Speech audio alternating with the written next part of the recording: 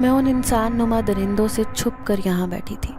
ایسے لگ رہا تھا ذرا سی بھی آہٹ ہوگی تو وہ مجھے تلاش کرتے ہوئے یہاں پہنچ جائیں گے۔ خوفناک سیاہ رات کی تاریکی ہر طرف چھائی ہوئی تھی، اسی لیے اندھیرے میں کچھ دکھائی بھی نہیں دے رہا تھا۔ تھوڑی دیر بعد ایسے محسوس ہوا جیسے وہ یہاں سے چلے گئے ہوں۔ تبھی میں ڈر ڈر کر ان جھاڑیوں میں سے باہر نکلی۔ میرے پاؤں میں کانٹے بھی چبھ گئے تھے، لیکن اس وقت مجھے اپنے زخمی پاؤں کی پرواہ نہ تھی، بلکہ اس وقت مجھے اپنی عزت کی حفاظت کرنی تھی۔ اگر چند لمحے بھی دیر ہو جاتی تو شاید آج میں کسی زخمی فاختہ کی طرح زمین پر پڑی ہوتی، اپنی عزت لٹا کر۔ لیکن خدا نے میری عزت محفوظ رکھی تھی۔ شاید یہ میرے بابا کی دعاؤں کا نتیجہ تھا، ورنہ تو میں کسی کو منہ دکھانے کے قابل بھی نہ رہتی۔ ابھی بھی سسکتی ہوئی میں کسی جائے پناہ کی تلاش میں ادھر ادھر بھٹکنے لگی، کیونکہ راستہ بھول کر اس جنگل میں آ تو گئی تھی، لیکن یہاں سے باہر نکلنے کا راستہ نہیں مل رہا تھا۔ لیکن اچانک دور مجھے ایک لالٹین جلتی ہوئی دکھائی دی۔ دھیرے دھیرے سے روشنی کی طرف بڑھی تو پتہ چلا کہ وہ ایک چھوٹی سی مسجد ہے۔ یہ دیکھ کر جان میں جان آئی، اب مجھے اپنی جائے پناہ مل گئی تھی۔ خدا کے گھر میں تو کافروں کو بھی پناہ مل جاتی ہے، اور میں تو پھر ایک مولوی کی بیٹی تھی۔ بکھرے بال، بدحواس چہرہ لیے میں ننگے پاؤں مسجد کے اندر داخل ہوئی اور صحن میں بیٹھ کر زور زور سے رونے لگی۔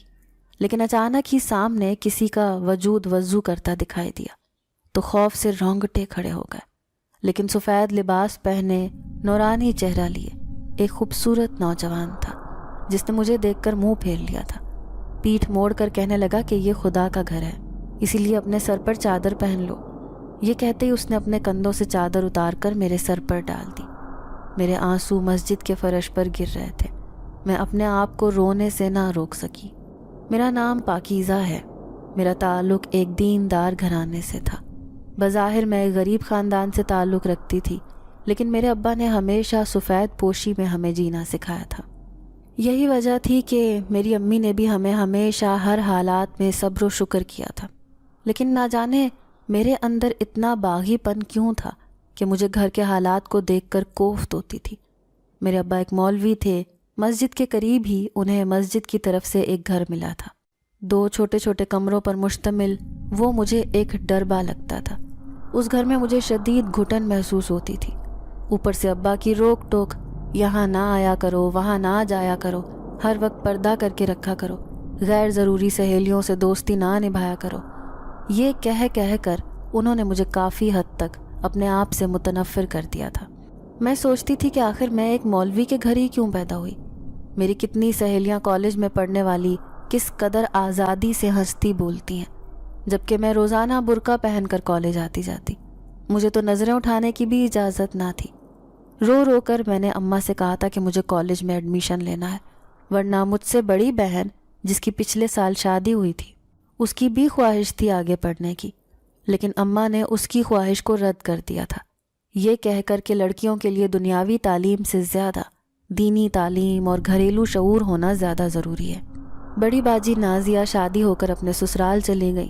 اس وقت میں میٹرک میں تھی، لیکن جیسے ہی میں نے میٹرک کا امتحان دیا تو اماں سے کہنے لگی کہ مجھے کالج میں پڑھنا ہے۔ اماں کہنے لگیں تیرے ابا آگے پڑھنے کے خلاف ہیں، میں ان سے کیسے بات کروں؟ لیکن میں نے بھی ضد ٹھان لی، رو رو کر اپنا حال برا کر لیا۔ یوں اماں نے بمشکل ابا سے اجازت لی، لیکن ابا نے سختی سے تاکید کی تھی کہ مجھے پردے میں رہ کر دنیاوی تعلیم حاصل کرنی ہوگی، اسی لیے میں مکمل حجاب میں کالج آتی جاتی تھی۔ ابھی تک میں کسی کو دوست بھی نہ بنا پائی تھی، کیونکہ سہیلیاں بنانے سے اماں ابا نے سختی سے منع کیا تھا۔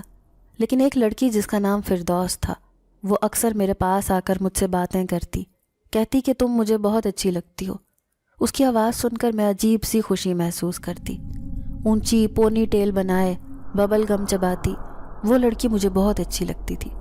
وہ لڑکی کافی آزاد خیال بھی تھی، اسی لیے دھیرے دھیرے میں اس کے رنگ میں رنگنے لگی۔ میں نے اس سے دوستی کر لی۔ پھر میری وہ دوست ایک بار ہمارے گھر بھی آئی، تب اماں نے اسے دیکھ کر کہا کہ یہ کیسی دوستیاں تم نے پال لی، دیکھو یہ لڑکی ذرا اچھی نہیں ہے۔ میں کہنے لگی اماں کسی کا ظاہری دیکھ کر یہ اندازہ نہیں لگانا چاہیے کہ وہ انسان اچھا ہے یا نہیں، یہ میرا بہت خیال رکھتی ہے، کبھی کبھار میرے پاس پیسے نہیں ہوتی تو یہ میری فیس بھی جمع کروا دیتی ہے۔ اماں کہنے لگی کہ ہاں تو تجھے ہی شوق تھا آگے پڑھنے کا، ورنہ گھر بیٹھ سلائی کڑھائی سیکھ، 2-3 سال بعد تیرے بابا تجھے بھی رخصت کر دیں۔ میں اچھی طرح جانتی تھی کہ ابا اپنے ہی جیسے کسی مولوی سے میری شادی کر دیں گے اور پھر ہمیشہ کے لیے میری زندگی گھٹ گھٹ کر گزرے گی۔ کسی طرح سے میں زندگی سے راہ فرار چاہتی تھی، اسی لیے تو کالج میں داخلہ لے لیا تھا۔ پھر ایک دن کالج کی چھٹی تھی، میں اور اماں مل کر کپڑے دھو رہے تھے۔ جب چھت پر کپڑے سکھانے گئی تو ایک سفید کبوتر آ کر منڈیر پر بیٹھ گیا۔ میں نے لاکھ اسے اڑانا چاہا، لیکن وہ تو یہاں سے جانے کا نام بھی نہ لے رہا تھا۔ ابا نے مجھے اسے یوں بھگاتے ہوئے دیکھا تو کہنے لگے، ارے بیٹا کیوں بھگاتی ہو؟ یہ سفید کبوتر تو مسجد کا رکھوالا ہے، ہر وقت مسجد کی منڈیر پر بیٹھا رہتا ہے، اب دیکھو وہاں سے اڑ کر یہاں آ گیا۔ مجھے اس کبوتر پر بہت غصہ آیا تھا، کیونکہ یہ ہر وقت گھر کے صحن میں بیٹھا رہتا تھا۔ ایسے لگتا تھا جیسے اپنی چھوٹی چھوٹی آنکھوں سے یہ مجھے دیکھتا رہتا ہو۔ پھر ابا اسے بڑا پیار کرتے تھے، لیکن ایک دن میں حیران رہ گئی جب ابا سرگوشی میں بات کرتے ہوئے اماں سے کہنے لگے، مجھے ایسے لگتا ہے اپنی مسجد میں نیک جنات آباد ہیں۔ اماں کہنے لگی، آپ کو ایسا کیوں لگتا ہے؟ تو ابا دھیمے سے لہجے میں کہنے لگے، دراصل اس رات میں اکیلا مسجد میں رکا ہوا تھا تو میں نے کسی کی لمبی سی پرچھائی دیکھی تھی۔ پہلے تو میں اسے دیکھ کر ڈر گیا، لیکن جب میں نے اسے سجدہ کرتے ہوئے دیکھا تو میں سمجھ گیا کہ یہ نیک جنات ہیں جو مسجد کے کمرے میں اپنی عبادت کرتے ہیں۔ یہ دیکھ کر مجھے بڑی خوشی ہوئی تھی۔ ایک عجیب سی خوشبو پوری مسجد میں پھیلی ہوئی تھی، حالانکہ اس سے پہلے ایسا کبھی بھی نہیں ہوا۔ اماں یہ بات سن کر بڑی حیرت کا اظہار کر رہی تھیں، جبکہ مجھے بھی یہ سب سن کر بڑا عجیب لگا۔ میں دل ہی دل میں ڈر گئی کہ کہیں وہ آصف ہمارے گھر میں نہ آ جائے، کیونکہ ہمارا گھر تو مسجد کے قریب ہی تھا۔ اب ابا باقاعدہ اس کی آواز بھی مسجد میں سنتے تھے، کیونکہ ابا مولوی تھے، 5 وقت کی نماز کی امامت وہی کرواتے تھے۔ ایسے میں سب سے آخر میں آنے والے ابا ہی ہوتے تھے۔ اکثر وہ مسجد میں جو مسافر رکے ہوتے تھے، ابا ان کے لیے کھانا وغیرہ بھی پکوا کر لے جاتے تھے۔ ابا آ کر اماں کو یہ ساری باتیں بتاتے تھے، جبکہ ایک دن آ کر کہنے لگے کہ آج تو میں نے اسے اپنی آنکھوں سے دیکھ لیا۔ ان کا لہجہ بڑا پراسرار تھا۔ میں خوف سے کپ کپا کر رہ گئی، وہ ذرا بھی ڈرے ہوئے نہیں لگ رہے تھے۔ اماں کہنے لگیں کہ اسے دیکھ کر آپ کو ڈر نہیں لگا؟ تو ابا کہنے لگے، ارے ڈر کیسا، وہ بھی تو اللہ کی بنائی ہوئی مخلوق ہے، مسجدوں میں آباد ہیں تو اس کا مطلب ہے کہ بہت نیک ہوں گے، بلکہ اس کی وجہ سے تو مسجد میں رونق ہونے لگی ہے۔ جب بھی میں مسجد سے اکیلا واپس آتا ہوں تو اسے سجدہ کرتے ہوئے دیکھتا ہوں، ہر وقت وہ عبادت میں مشغول رہتا ہے۔ ایسا لگ رہا تھا جیسے ابا اسے اچھی طرح سے جانتے ہوں۔ میں حیران پریشان سی ان کی یہ ساری باتیں سن رہی تھی۔ پھر سر جھٹک کر کہنے لگی، ضرور وہ بھی کوئی مولوی ہی ہوگا، جبھی تو ہر وقت مسجد میں رہتا ہے۔ اب میں نے جیسے جیسے ان باتوں کو سوچنا شروع کیا، ویسے ویسے خوف کی ایک لہر مجھ پر بھی پڑنے لگی، اس لیے میں زیادہ ان باتوں کے بارے میں سوچنا نہیں چاہتی تھی۔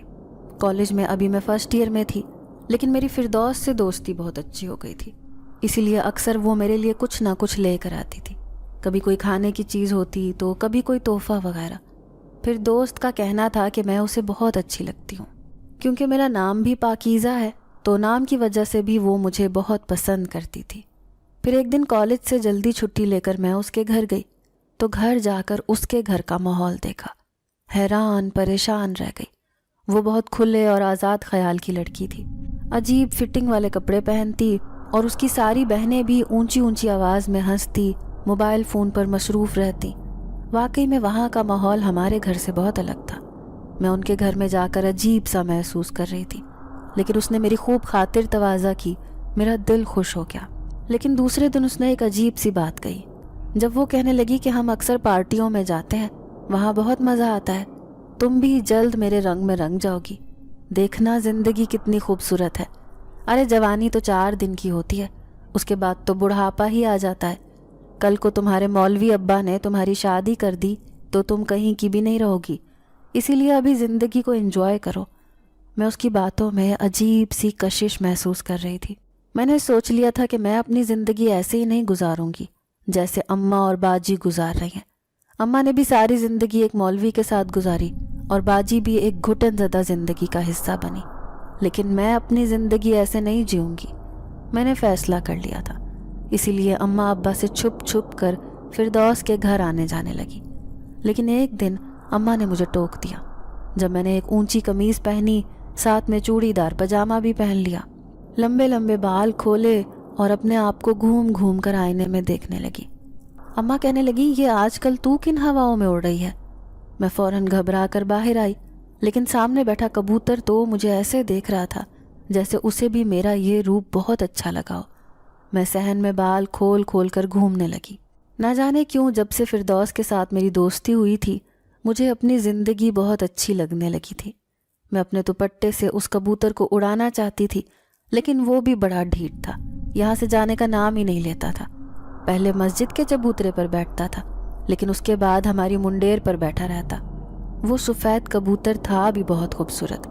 अक्सर अब मैं उसे दाना भी डालने लगी थी, शायद अपने दिल की कैफियत से, क्योंकि मैं अपने अंदर अजीब सी आज़ादी महसूस कर रही थी। लेकिन एक दिन अब्बा ने मुझे इन अजीब व गरीब कपड़ों में देख लिया। फ़ौरन ही अम्मा से कहने लगे, ये पाकीज़ा को क्या हुआ है? इसका नाम मैंने इसलिए पाकीज़ा रखा था कि ये मेरी बेटी जितनी शक्लो सूरत की प्यारी है, इतना ही इसका किरदार पाकीज़ा हो, इसीलिए मैंने बड़ा चुनकर इसका नाम रखा था। लेकिन कॉलेज जाकर तो ये बड़ी आज़ाद ख्याल होती जा रही है, तो इसका ख्याल रखा करो। अम्मा की बात सुनकर मैं बुरी तरह डर गई। अब्बा जितने नरम मिजाज और अच्छे थे, उतने ही गुस्से के भी तेज़ थे, इसीलिए अब मैं दबी दबी सी रहने लगी। एक दिन कॉलेज गई तो फिरदौस कहने लगी, आज हम पार्टी में जा रहे हैं, क्या तुम चलोगी मेरे साथ? मैं कहने लगी, पागल तो नहीं हो, अम्मा अब्बा मेरी जान निकाल देंगे। अरे तुम कोई भी बहाना कर लेना, कह देना कि मेरी बहन की शादी है, इसलिए तुम्हारा जाना ज़रूरी है। लेकिन मुझे लाने ले जाने वाला भी कोई नहीं। मैं उदासी से उसे कहने लगी, अरे उसकी फ़िक्र ना करो, मैं खुद तुम्हें लेने आ जाऊंगी, बस तुम किसी तरह हामी तो भरो। अब मैं सोच में पड़ गई, अच्छा पार्टी कैसी होती है? फिर मैंने फिरदौस से पूछा तो कहने लगी कि वहाँ पर सारी लड़कियाँ होती हैं, सब बहुत इन्जॉय करते हैं, खाना पीना होता है, बस यही सब होता है, ऐसी कोई गलत बात भी नहीं होती इसमें। फिरदौस के कहने पर मैं फ़ौरन ही पार्टी में जाने पर तैयार हो गई। मैंने कहा, ठीक है, तुम शाम को मुझे लेने आ जाना, मैं अम्मा अब्बा से कोई ना कोई बहाना कर दूंगी। यूँ वो बहुत खुश नज़र आ रही थी। अब मैं घर में तो आ गई, लेकिन मुझे अम्मा से भी डर लग रहा था कि उनसे कैसे इजाज़त लूँ। लेकिन जब पता चला कि अब्बा तबलीगी जमात के साथ 2 दिन के लिए किसी दूसरे शहर गए हुए हैं, तो मैं बहुत खुश हो गई। अम्मा से कहने लगी, अम्मा मुझे रात को कहीं जाना है। अम्मा हैरान होकर कहने लगी, तू पागल तो नहीं होगी, अब कहाँ जाने लगी है तू रातों को? मैंने कहा, मुझे शादी में जाना है। अम्मा ने पहले तो इजाज़त नहीं दी, लेकिन जब बताया कि फिरदौस मुझे लेने आएगी और छोड़ने भी आएगी, तो तब बादल नख्वास्ता मुझे जाने की इजाज़त दे दी। लेकिन कह रही थी कि 10 बजे से पहले पहले घर वापस आ जाना, वरना तुझे अपने अब्बा का पता है। मैंने उन्हें यकीन दिलाया था कि मैं जल्द वापस आ जाऊंगी। यूँ मैं पार्टी में जाने के लिए तैयार हो गई। मैंने अपने लिए नीले रंग का जोड़ा निकाला जो बाजी की शादी में बनाया था।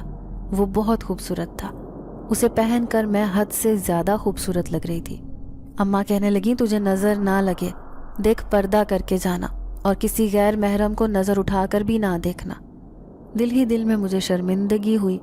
अम्मा से झूठ बोलकर जाना मुझे अच्छा नहीं लग रहा था, लेकिन मैं दुनिया के रंग भी देखना चाहती थी, इसीलिए हवाओं में उड़ रही थी।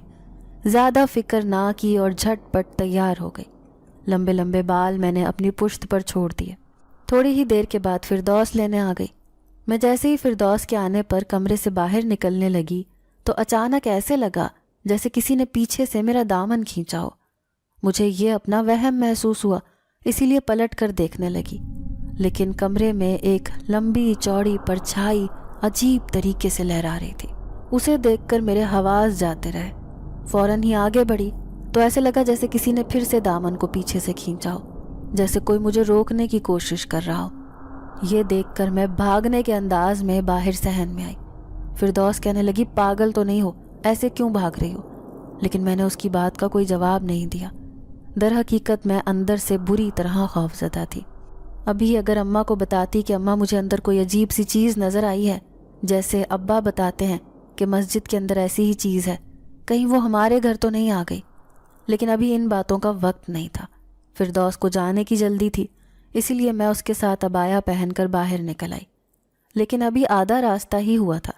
वो कहने लगी, अरे देखो पार्टी में जाना है तो अब ये अबाया तो उतारो, सब लोग तुम्हारा मजाक उड़ाएंगे।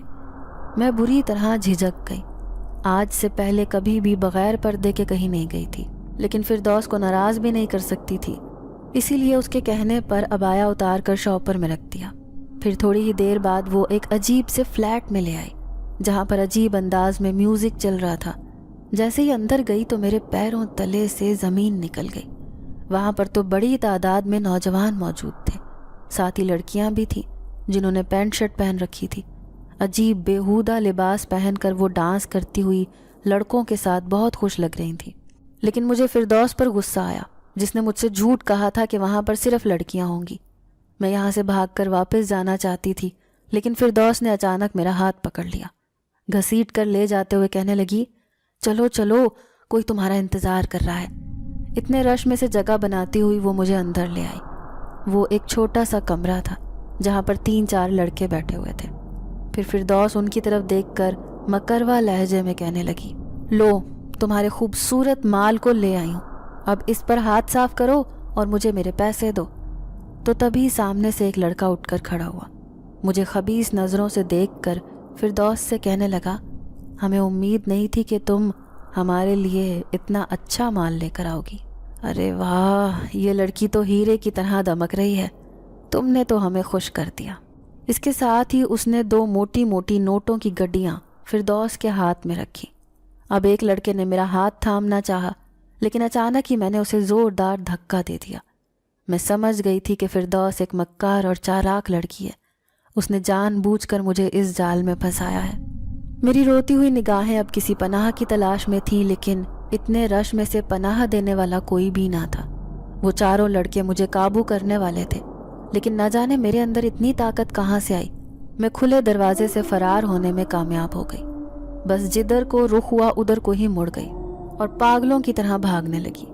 وہ چاروں کے چاروں میرے پیچھے بھاگ رہے تھے، مجھے پکڑ کر میری عزت خراب کرنا چاہتے تھے۔ میں جانتی تھی کہ آج میں برباد ہو جاؤں گی، 2 کوڑی کی بھی نہ رہوں گی۔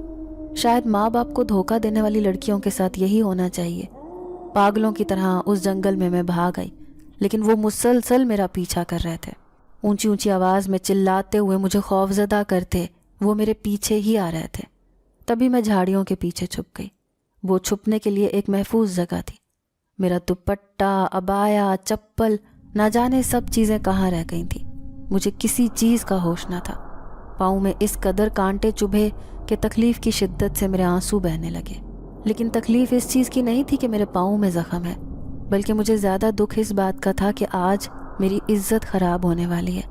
میں اپنے ماں باپ کو کیا منہ دکھاؤں گی؟ اماں تو میرا انتظار کر رہی ہوں گی۔ کافی دیر تک ڈری سہمی ان جھاڑیوں کے پیچھے چھپی رہی۔ تھوڑی دیر بعد یہاں سے نکلی جب مجھے اس جنگل میں وہ مسجد دکھائی دی۔ پناہ کی تلاش میں وہیں جا بیٹھی۔ تبھی وہ سفید لباس والا نورانی چہرہ لیے نوجوان مجھے دکھائی دیا۔ میں صحن میں بیٹھ کر رو رہی تھی، لیکن میں نے دیکھا اس کی آنکھوں میں میرے لیے غصہ تھا۔ پھر وہ دبے دبے لہجے میں کہنے لگا، اپنے ماں باپ کو دھوکہ دیتے ہوئے تمہیں شرم نہیں آئی لڑکی؟ کیا سوچ کر تم نے ان سے جھوٹ کہا؟ میں نے ایک دم سے سر اٹھایا۔ بھلا اسے کیا پتا میرے بارے میں کہ میں اپنے ماں باپ کو جھوٹ بولنے کی وجہ سے یہاں تک پہنچی ہوں؟ میں خوف سے کانپ کر رہ گئی۔ پھر اس کے سامنے ہاتھ جوڑے کہنے لگی، خدا کے لیے مجھے کسی طرح گھر پہنچا دو، تمہارا مجھ پر احسان ہوگا۔ میری ماں میرے انتظار میں آنکھیں بچھائے بیٹھی ہوگی۔ اگر آج کی رات گھر نہ گئی تو صبح تک ذلت کے اس گڑھے میں جا گروں گی جہاں سے نکلنے کا کوئی راستہ نہیں ہوگا۔ پھر شاید مجھے موت کو گلے لگانا پڑے۔ میں تمہیں حفاظت سے تمہارے گھر چھوڑ آؤں گا، تمہیں فکر کرنے کی ضرورت نہیں۔ چلو آؤ میرے ساتھ، لیکن پہلے تم منہ دھو لو، سامنے پانی پڑا ہے۔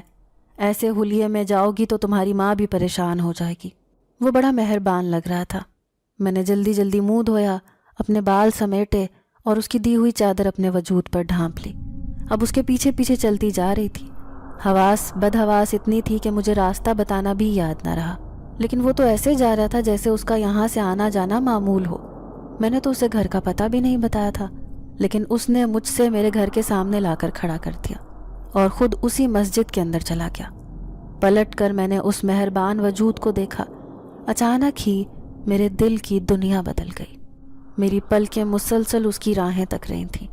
وہ مسجد کے اندر جا کر غائب ہو گیا، لیکن میں گھر آئی۔ میں نے دیکھا اماں صحن میں بیٹھی ہوئی تھیں۔ میرا اجڑا ہوا حلیہ دیکھا تو چیخیں مارتی ہوئی بھاگی۔ یہ کیا ہوا تمہیں؟ کس نے تیرا یہ حال کیا؟ انہوں نے میرے زخمی پاؤں دیکھ لیے تھے۔ میں اماں کے سامنے ایسے کھڑی تھی جیسے کوئی مجرم جرم کرنے کے بعد عدالت کے سامنے کھڑا ہو، لیکن وہ ماں تھی۔ کہنے لگی جلدی سے کپڑے بدل کر منہ دھو لے بیٹا، میں تیرے لیے کھانا گرم کرتی ہوں۔ میں بری طرح سے سسک سسک کے رو پڑی، لیکن اپنی ماں کو کیسے بتاتی کہ آج اس کی بیٹی اپنی غلطیوں کی وجہ سے اپنی عزت کھونے والی تھی۔ لیکن عین وقت پر نہ جانے ابا کی دعا کام آئی یا پھر اماں کی کوئی نیکی، جو میں ان درندوں کے ہاتھ لوٹنے سے بچ گئی۔ اماں میری حالت دیکھ کر بہت کچھ سمجھ گئی تھی، لیکن مجھ سے کوئی بھی سوال نہیں کیا۔ میں نے کھانا بھی نہ کھایا، یوں ہی منہ ہاتھ دھو کر سو گئی۔ اس اجنبی کا دل ہی دل میں شکریہ ادا کر رہی تھی جس نے مجھے باحفاظت گھر تک چھوڑ دیا تھا۔ اگر راستے میں وہ مجھے مل جاتے تو پھر میں کیسے اپنے آپ کو بچا سکتی تھی؟ صبح دیر تک سوتی رہی، اماں نے مجھے جگایا ہی نہیں، لیکن ابا بھی واپس آ گئے تھے۔ وہ مسجد کے کاموں میں مصروف تھے، انہیں تو میری حالت کے بارے میں پتہ ہی نہیں تھا، لیکن اماں بہت کچھ سمجھ گئی تھیں۔ تبھی مجھ سے کہنے لگی کہ کالج نہیں جانا کیا؟ لیکن میں نے کالج جانے سے انکار کر دیا۔ پھر وہ کچھ نہ بولی۔ اس واقعے نے میرے ذہن پر گہرا اثر ڈالا تھا۔ میں چاہ کر بھی اس سے پیچھا نہیں چھڑا پا رہی تھی، لیکن اماں نے مجھ سے کچھ بھی نہ پوچھا۔ شاید اس رات میری حالت نے انہیں بہت کچھ بتا دیا تھا، لیکن میرے ذہن پر وہی اجنبی چھایا رہتا جو مجھے اس رات گھر تک چھوڑ کر گیا تھا۔ آج سے پہلے کبھی بھی کوئی مجھے اتنا اچھا نہیں لگا تھا، لیکن اب میں دن رات اس کا انتظار کرتی۔ دل چاہتا تھا کہ ایک بار پھر سے اس مسجد میں جا کر اسے تلاش کروں کہ وہ وہیں رہتا ہے یا کہیں اور، لیکن اس ویران سے جنگل میں وہ اکیلا کیسے رہتا ہے، یہی سوچ کر میں حیران ہوتی۔ میں فردوس کی شکل بھی دیکھنا نہیں چاہتی تھی۔ اس نے جو میرے ساتھ کیا تھا میں نے سب اللہ پر چھوڑ دیا تھا۔ اس نے دوستی کے نام پر مجھے دھوکہ دیا تھا۔ وہ مجھے درندوں کے پاس چھوڑ آئی تھی، ان سے پیسے لے کر، لیکن میں خود ایک غریب گھرانے سے تعلق رکھتی تھی، اس کا کچھ بھی نہیں بگاڑ سکتی تھی، اسی لیے صبر کر کے رہ گئی۔ محلے میں کسی کے گھر قرآن خوانی تھی، اماں نے اصرار کر کے مجھے ان کے گھر بھیجا تھا۔ جب میں شام کے وقت واپس آ رہی تھی تب میں نے مسجد سے نکلتے ہوئے ایک سفید لباس والے نوجوان کو دیکھا۔ اس کی پشت میری طرف تھی، لیکن وہی لگ رہا تھا۔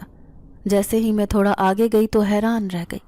اس کی شکل دیکھ کر میں نے اندازہ لگا لیا کہ یہ تو وہی ہے، تو کیا یہ یہیں کہیں رہتا ہے؟ لیکن وہ مسجد کے دروازے کے پاس کھڑا ہو کر مجھے دیکھے جا رہا تھا۔ جب تک میں گھر کے اندر نہ چلی آئی اب میرا دل زور زور سے دھڑک رہا تھا۔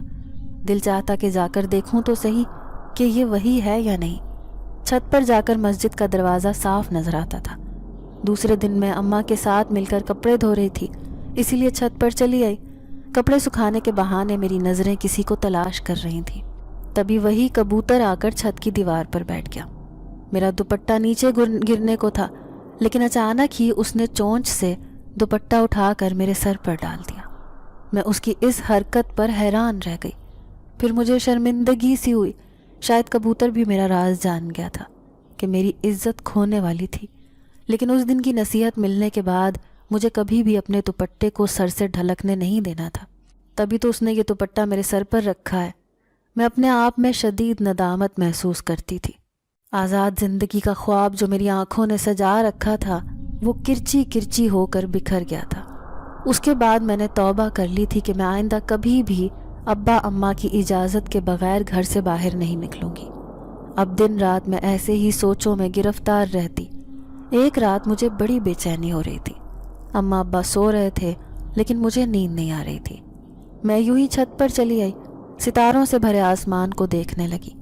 ان گنت ستارے آسمان پر سجے ہوئے تھے، ٹھنڈی ٹھنڈی ہوائیں چل رہی تھیں، لیکن شاید رات کے 2 بج رہے تھے۔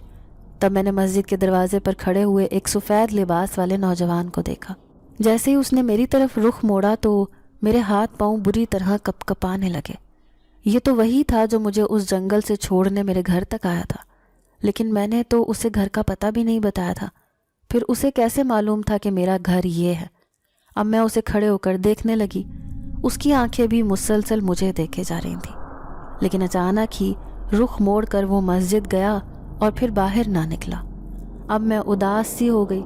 جیسے ہی پلٹ کر نیچے جانے لگی تو اپنے پیچھے کھڑے اس نوجوان کو دیکھ کر حیران رہ گئی۔ آپ یہاں کیسے پہنچے؟ ابھی تو آپ مسجد کے باہر تھے۔ مجھے دیکھ کر وہ عجیب انداز میں مسکرایا تھا، پھر کہنے لگا میں کہیں بھی جا سکتا ہوں، یہ میری مرضی ہے۔ وہ بڑا پراسرار سا لگ رہا تھا، رات کی تاریکی میں میرے سامنے کھڑا، لیکن وہ اوپر چھت پر کیسے آیا؟ میں بڑی حیران تھی، کہیں دیوار پھاند کر تو نہیں آیا؟ یہی سوچ کر میں خاموش رہی۔ مجھے یوں خاموش دیکھ کر وہ کہنے لگا آپ کو اپنی زندگی کیسی لگتی ہے؟ میں جان گئی کہ وہ کیوں اس طرح سے کہہ رہا ہے۔ ظاہر ہے اس دن اس نے میرا لٹا پٹا حلیہ دیکھا تھا، جیسے پھٹے ہوئے کپڑوں میں مسجد میں پناہ لینے کے لیے آئی تھی۔ تبھی وہ جانتا تھا کہ اس دن کے بعد سے میں نے اس واقعے سے نصیحت پکڑ لی ہوگی۔ تبھی سر جھکا کر میں کہنے لگی کہ میں جان گئی ہوں کہ لڑکی کی عزت کتنی نازک ہوتی ہے، اس کا اٹھایا ہوا ایک الگ قدم بھی اس کی زندگی برباد کر سکتا ہے۔ آج کے بعد میں کبھی اپنی زندگی میں یہ غلطی نہیں دہراؤں گی۔ میری یہ بات سن کر وہ مسکرایا، کہنے لگا مجھے یہ بات سن کر خوشی ہوئی ہے کہ اب تم اپنے اچھے برے کا اچھی طرح سوچنے لگی ہو، اس لیے دوبارہ کبھی ایسی غلطی نہ کرنا۔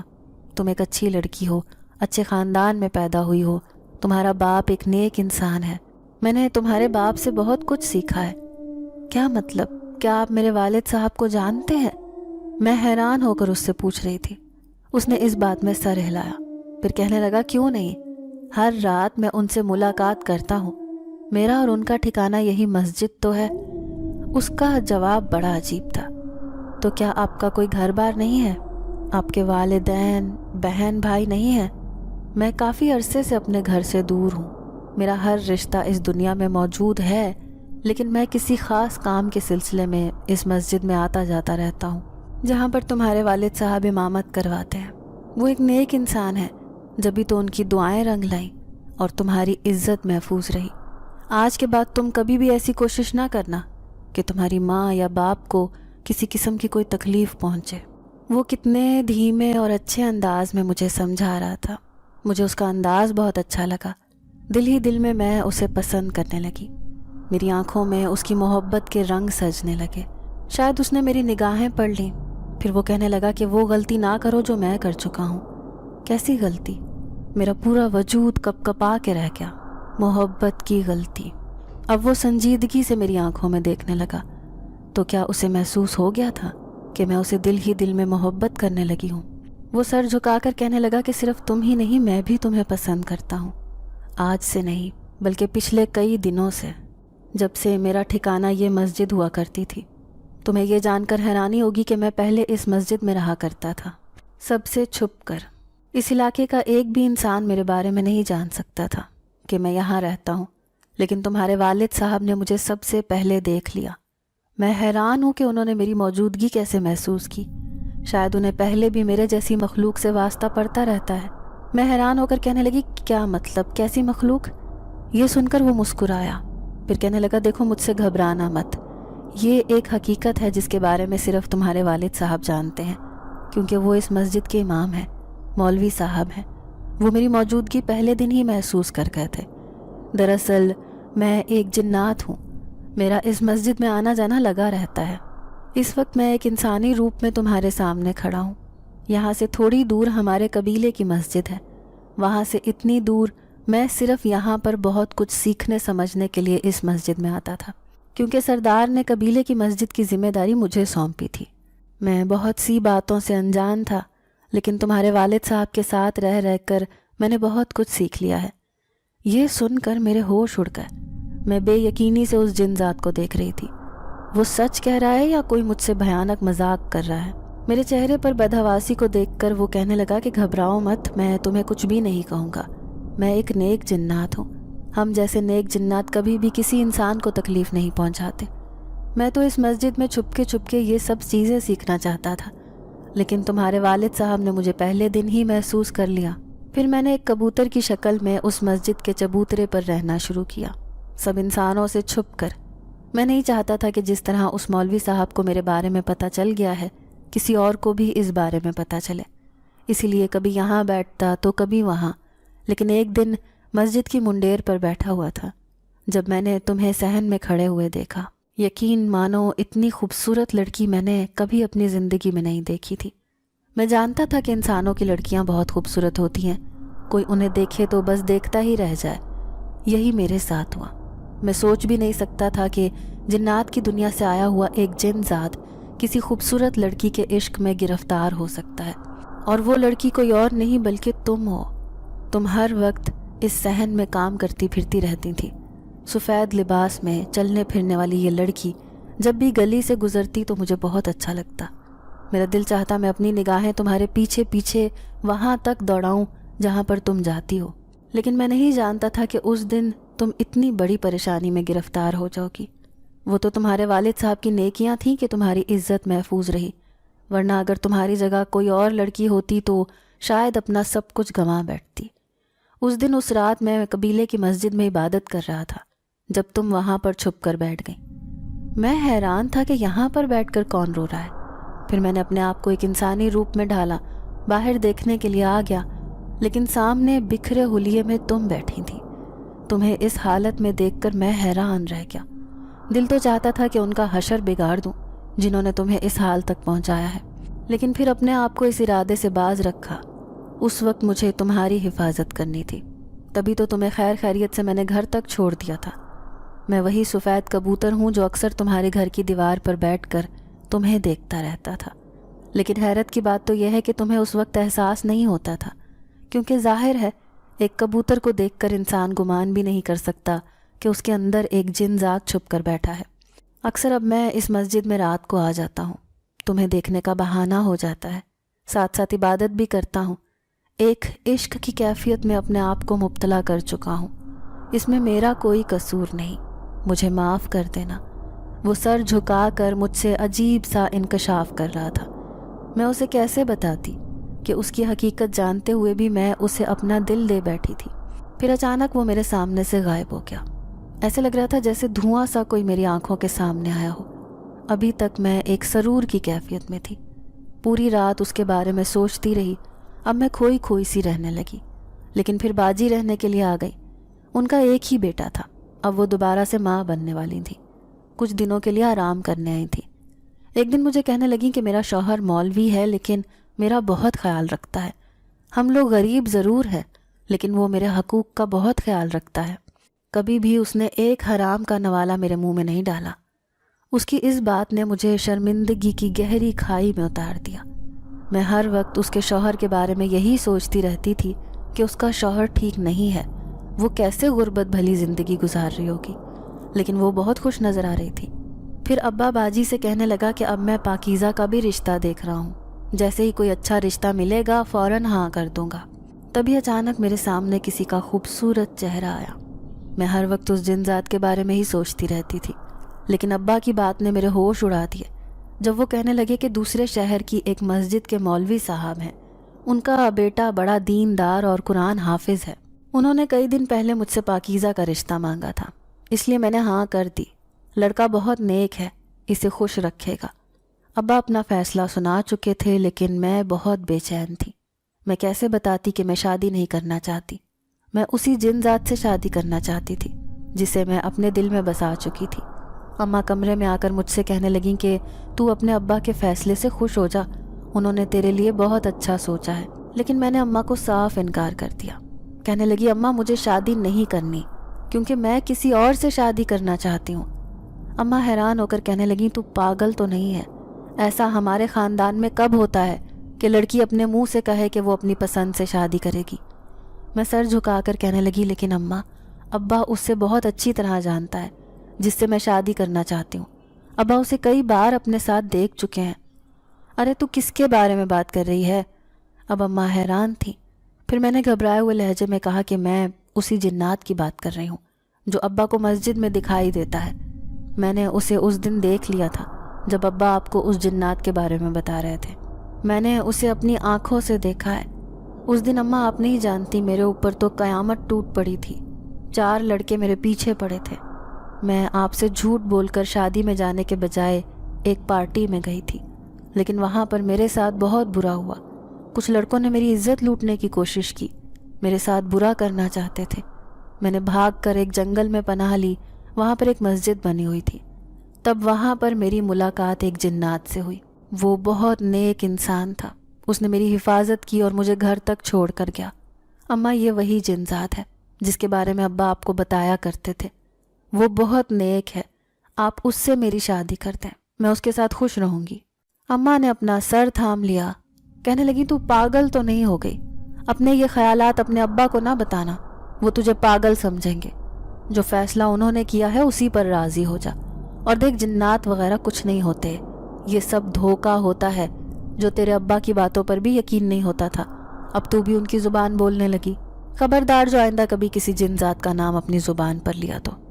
اماں بہت زیادہ گھبرا گئی تھیں، لیکن میں انہیں کیسے یقین دلاتی کہ وہ جن ذات مجھ سے ملاقات کرنے آتا ہے، بلکہ اکثر مسجد کے دروازے پر کھڑا ہو کر چھت سے مجھے دیکھتا رہتا ہے۔ اب اماں میری باتوں پر بری طرح گھبرا گئی، لیکن اسی رات 2 بجے کے قریب میں چھت پر جا پہنچی۔ میری نظریں کسی کو تلاش کر رہی تھیں، لیکن لاکھ ڈھونڈنے کے باوجود بھی مجھے وہ نظر نہیں آیا۔ اب میں مایوس ہو چلی۔ جیسے ہی پلٹنے لگی تو اپنے پیچھے کھڑے جن ذات کو دیکھ کر میں بے تحاشا خوش ہو گئی۔ مجھے یوں خوش ہوتا دیکھ کر وہ کہنے لگا کہ میں جان گیا ہوں تمہارے دل کی حالت، کیا تم بھی مجھ سے محبت کرنے لگی ہو میری طرح؟ میں تو پہلی نظر میں ہی تم پر عاشق ہو گیا تھا۔ میں نے خوش ہوتے ہوئے اس سے اقرار کیا۔ کہنے لگی ہاں، میں نے فیصلہ کیا ہے کہ میں اپنی زندگی تمہارے ساتھ گزاروں گی۔ تم ایسے ہی انسانی روپ لے کر میرے ماں باپ کے پاس آنا، میرا رشتہ مانگنا، اور میں خوشی خوشی تمہارے ساتھ رخصت ہو جاؤں گی۔ یہ سن کر وہ جن ذات اداسی سے مسکرایا، کہنے لگا ایسا کبھی بھی ممکن نہیں ہو سکتا، کیونکہ تمہارا باپ مجھے پہلی نظر میں ہی پہچان لے گا کہ میں ایک جن ذات ہوں، اور پھر میں کسی کو دھوکہ نہیں دیتا، کیونکہ یہ میری فطرت میں شامل نہیں ہے۔ اب ہم دونوں کو جدا ہونا پڑے گا، کیونکہ تمہارے ماں باپ تمہاری شادی کر رہے ہیں۔ یہ سن کر میں بری طرح سے رونے لگی۔ اس جن ذات سے کہنے لگی کہ زندگی میں پہلی بار کوئی مجھے بہت اچھا لگا ہے، میں اپنی زندگی تمہارے ساتھ گزارنا چاہتی ہوں، تم کسی طرح سے بھی مجھ سے شادی کر لو۔ اب میں اسے منا رہی تھی، لیکن جن ذات کہنے لگا کہ جہاں پر تمہارے ماں باپ کہتے ہیں وہاں پر شادی کر لو، یہی تمہارے لیے بہتر ہے۔ یہ کہہ کر وہ میرے سامنے سے غائب ہو گیا، لیکن میں اپنے اندر عجیب سی بے چینی محسوس کر رہی تھی۔ دوسری طرف گھر میں میری شادی کی تیاریاں زور و شور سے جاری تھیں۔ پھر ایک دن اسی لڑکے کے گھر والے آئے، مجھے پسند کر کے انگوٹھی میرے ہاتھ میں پہنا کر چلے گئے۔ میرا دل چاہ رہا تھا کہ میں یہ انگوٹھی انگلی سے اتار کر پھینک دوں، کیونکہ میں تو اس نیک جنات کی محبت میں دیوانی ہو گئی تھی۔ مجھے بہت رونا آ رہا تھا۔ میری یہ دیوانگی دیکھ کر اماں کہنے لگیں کہ میں جانتی ہوں اس جنات کا اثر تیرے اوپر ہو گیا ہے، تیرے باپ کو سب کچھ بتاتی ہوں، وہ تیرے سر سے یہ بھوت اتارے گا۔ یہ کہہ کر دوسرے دن اماں نے ابا کو سب کچھ بتا دیا۔ ابا کی آنکھیں یہ سن کر پھٹی کی پھٹی رہ گئیں۔ وہ سوچ بھی نہیں سکتے تھے کہ وہ جنات ان کی بیٹی پر عاشق ہو جائے گا، اور اس کی بیٹی بھی اس کے عشق میں دیوانی ہو جائے گی۔ میں نے ابا کے سامنے ہاتھ جوڑے، کہنے لگی ابا خدا کے لیے مجھ پر رحم کرو، میں اس جن ذات سے بہت محبت کرتی ہوں، میں اسی کے ساتھ اپنی زندگی گزاروں گی، آپ میری شادی اس کے ساتھ کر دیں۔ ابا نے میرے سر پر ہاتھ رکھا، کہنے لگے بیٹا وہ ایک جنات ہے، تمہارا اور اس کا کوئی جوڑ نہیں ہے، وہ بھی اپنے قبیلے کی کسی جن زادی سے شادی کر کے خوش رہے گا، اور تم بھی اس نوجوان سے شادی کر لو، وہ بہت نیک ہے، حافظ قرآن ہے، تمہیں زندگی بھر خوش رکھے گا۔ یہ پاگل پن ٹھیک نہیں ہے، ہم تمہارے ماں باپ ہیں، تمہاری یہ باتیں برداشت کر لیں گے، لیکن اگر تم سسرال جا کر یہ سب باتیں کرو گی تو غضب ہو جائے گا، سب تمہیں پاگل سمجھیں گے، میں اپنی بیٹی کی زندگی برباد نہیں ہونے دوں گا۔ ابا بڑے پیار سے مجھے سمجھا رہے تھے، جبکہ میں تو دیوانی ہو چلی تھی۔ صرف 15 دن بعد میری شادی تھی، لیکن میری نظریں تو اسی جن ذات کو تلاش کر رہی تھیں۔ اماں نے ابا کے سامنے ہاتھ جوڑے، کہنے لگی یہ سسرال جا کر بھی ایسا ہی کچھ کرے گی، اپنے شوہر کے سامنے اول فول بکے گی، تو وہ نہ جانے کیا سمجھے، اسی لیے تم کچھ ایسا کرو جس سے یہ خود ہی شادی کے لیے مان جائے۔ ابا کی سمجھ میں کچھ بھی نہیں آ رہا تھا۔ پھر ایک رات ابا مسجد گئے، عمل کر کے اپنے سامنے اسی جن ذات کو حاضر کیا۔ ابا اس سے کہنے لگے کہ میری بیٹی کسی کی بات نہیں مانے گی، لیکن وہ تمہاری بات ضرور مانے گی، اسی لیے اسے کسی طرح سمجھاؤ، اسے شادی کے لیے راضی کرو۔ یہ سن کر وہ جن ذات کہنے لگا کہ میں بھی آپ کی بیٹی کو بہت سمجھا چکا ہوں، لیکن اب ایسے سمجھاؤں گا کہ وہ میری بات اچھی طرح سمجھ جائے گی۔ پھر دوسرے دن وہ میرے سامنے آیا، اسے دیکھ کر میری آنکھوں میں عشق کا سمندر تیرنے لگا، لیکن اس کی آنکھوں میں ناراضگی تھی۔ کہنے لگا اب ایسے منہ مت بناؤ، تمہارے ابا کے پاس میں شاگرد بن کر آتا تھا کیونکہ وہ ایک مولوی ہیں، میں اس کی بہت عزت کرتا ہوں، تم چاہتی ہو میں اس کی نظروں سے گر جاؤں، دوبارہ میں کبھی اس مسجد کا رخ نہیں کروں گا، ہمیشہ اپنے قبیلے کی مسجد میں رہا کروں گا کیونکہ تم میری بات ماننے پر تیار نہیں۔ اب میں نے سر جھکا لیا، میں سمجھ گئی کہ جن ذات بے بس ہے، در حقیقت سب لوگ صحیح کہہ رہے تھے، ایک میں ہی غلط تھی۔ میں کسی طرح سے ماننے کو تیار ہی نہ تھی کہ میری شادی جن ذات سے نہیں ہو سکتی، لیکن جب اسے ناراض دیکھا تو میں نے اسے شادی کے لیے ہاں کر دی۔ اب میں اپنا پاگل پن بھول چکی تھی۔ پھر 15 دن بعد میں رخصت ہو کر اپنے سسرال آ گئی۔ شادی کی رات میری طبیعت خراب تھی، اس لیے شوہر نے مجھے کچھ بھی نہ کہا۔ کافی دن تک میرے ذہن پر اسی کا خیال چھایا رہا۔ پھر آہستہ آہستہ مجھے پتہ چلا کہ میرا شوہر بھی ایک اچھا اور نیک انسان ہے۔ اس نے جس طرح سے میرا خیال رکھا، یہ دیکھ کر میرے دل میں اس کے لیے جگہ بن گئی۔ اب میں چاہتی ہوں کہ اس جن ذات کو بھول تو نہیں پاتی، لیکن میں نے اپنے شوہر کو اپنی زندگی میں قبول کر لیا ہے، اور اب میں اس کے ساتھ ہنسی خوشی زندگی گزارنے کی کوشش کرتی ہوں۔